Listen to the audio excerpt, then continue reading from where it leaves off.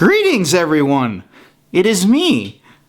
Shit! Hey guys, what's going on? 2016 is officially over. 2017 has officially started as of yesterday with Shane's list of his best and worst, but today it is my turn. Hope you guys like the new background that's behind me.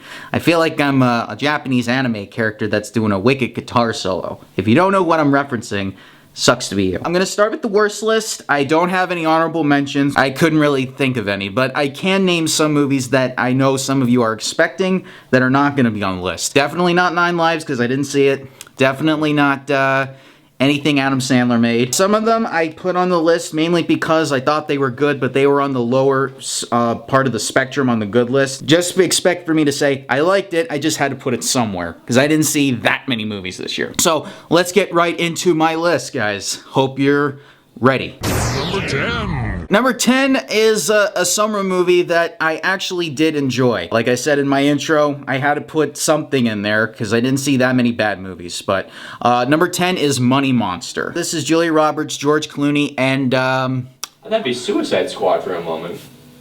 No. Money Monster was actually directed by Jodie Foster. So I was a combination of Jodie Foster directing, George Clooney, Julia Roberts acting together, which is a masterpiece. I thought I would enjoy it more. Unfortunately, I didn't. A, because the script can be very, very confusing. For someone like me that has no idea how financial TV shows work, it kind of left me a little bit disjointed. But the conflict and the sort of the drama is actually pretty good. So that's why it's on the lower part of the list. Number 9. People have said that Boyhood was a gimmick because of what it's doing. Well, this movie is a gimmick in itself, although this one has no story.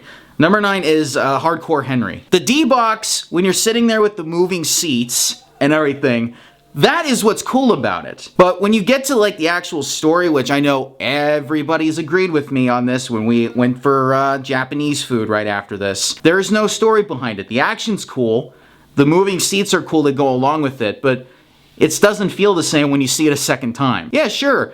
It's great knowing that it's doing a first-person style, like how they always do it in first-person shooters. But it just doesn't hold up. If I watch this again on a Netflix for a movie night, it's not going to feel the same as when I saw it in the theater. I enjoyed it, but for the action, but not for the story.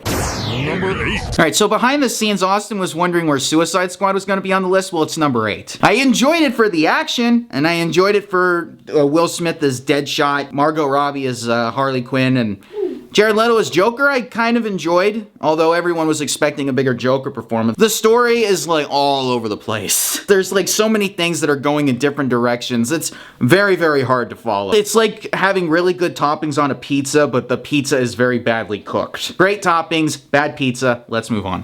Number 7. Alright, so I saw this on my birthday. It's Ghostbusters. There was a lot of good funny parts, but it didn't feel like a Ghostbusters story. They just didn't show enough respect, in my opinion, to the original Ghostbusters. They tried it. Yeah, and that was my biggest problem about it. So I put Ghostbusters on for the whole purpose of bad story, not showing enough respect to the fans as well as to the original, but the jokes were pretty okay nonetheless. Number 6. I was gonna give Austin a candy bar for this one, but number 6 is Purge: The Election Year. This movie was not actually on my radar this year. The only reason I went to see it because my niece is a very big horror movie fan, so she really wanted to see Purge because she loved the first 2. I didn't see the original 2 Purge movies, so I don't know what those are like. This is the only Purge movie I've seen. What? I can say it's not scary, first of all. I mean, I guess when the girl, like, with her eyes like this, I guess you can say that's hilariously scary. Candy bar! My candy bar! There's, like, no other great qualities about it that I saw. Not any memorable moments except for that guy that was, like, screaming some type of epitaph speech. Well, I don't know what that was, but that's really all I say about it. Confusing and not as scary as I thought it was gonna be. Number 5. Alright, so this movie just came out recently. It's Passengers. What can I say? When you put Chris Pratt and Jennifer Lawrence together in a movie and you have an interesting premise, you expect this to be good. Trailers are not making a movie. For some reason, I sat through this and I was just bored throughout the entire thing, because there's not much conflict that happens. Okay, they wake up. But then they spend like the whole second act just doing nothing. It's only until you get to the last 20 minutes that actually stuff picks up. But by the time that happens, you're already asleep. There were a lot of times where I took the line from Joel from Mystery Science Theater 3000 and I'm thinking to myself, do something! God! Boring throughout the first and second half. Third act picks it up, but Number 4. I was invested in my number 4 because of all the A-list actors that were in this. You know, you have Casey Affleck, who, as Austin and I said after the movie, he's gonna be something someday. We didn't know that this was gonna be something later on that he would do that would be amazing. But at the time, we were like, wow, Casey Affleck might be something after we saw this. It's 999. It was bad. I think it was. It was bad. it was boring, man. That was okay. I sat. It was like this is how the whole movie went. It was like a wave where it's like something happens, nothing happens. Something happens, nothing happens. Something happens, nothing happens. The ending, I kind of just felt like they just threw the ending in there. It's like, okay, movie's over. It didn't really have like a good flow of conflict where the story was really going in a way that made the sense. A whole bunch of big names and then the story just doesn't hold up. Like I said, you put bacon, chicken, jalapenos on the pizza, but the pizza is overly burnt. I made a Lucas reference. Yeah, so, like I said, great toppings, burnt pizza, end of story. This is a bland villain. The most bland villain I've ever seen in a movie. And it's like, are you gonna kill me? Yes. Are you gonna make me a sandwich? Yes. It's the fifth wave. Like I said, most bland villain I've ever seen. Aliens trying to kill humans. This one didn't hit, so don't expect any more. There's not going to be a sixth wave that happens. There's nothing in this that really makes me go, oh wow, the aliens are going to be like the most badass aliens that you ever see. That they're going to do all these stuff to all these kids. It just doesn't feel like that. It just feels like, okay, you're our slaves, go do kid slave things. Of course, the rescuing scheme is like, all right, you may have taken our parents, but you will never take our freedom. That's how it felt. Number 2. Now, the only reason I went to see this is because Alex wanted me to go see this with him. No, I didn't. Yeah, you did. No, I didn't. Yes, number 2 is Max Steel. The best way I can describe this is a group of people that are on acid are going up against villains that are even on better acid. Everything feels like an acid trip. Nothing makes sense.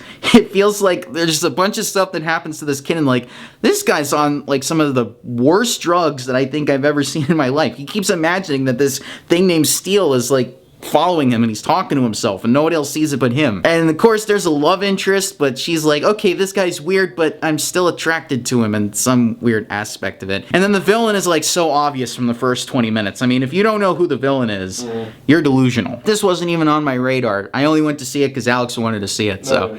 Yeah, you did. It's number 1. Some of you are gonna be writing angry comments like, why is this your number 1 when you actually did laugh?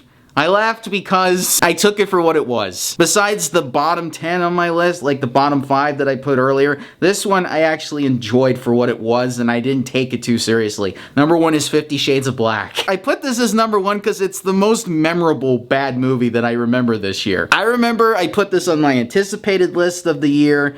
I was fully adamant on saying to the guys, we need to see this because it looks hilarious. For what it was, the jokes, let's face it, they're not funny, but just the thought that they thought it was funny actually made me laugh. It's probably the one movie I've seen where Lucas actually walked out and then came back, walked out and came back. I love 50 Shades of Black for what it was, so I'm sorry. If I had a chance to see it again, I would. I'm sorry. That's it. My worst list is over. I'm gonna do my best list later on the day. That one's gonna be better because there are movies I actually enjoy. Yay. Bye-bye.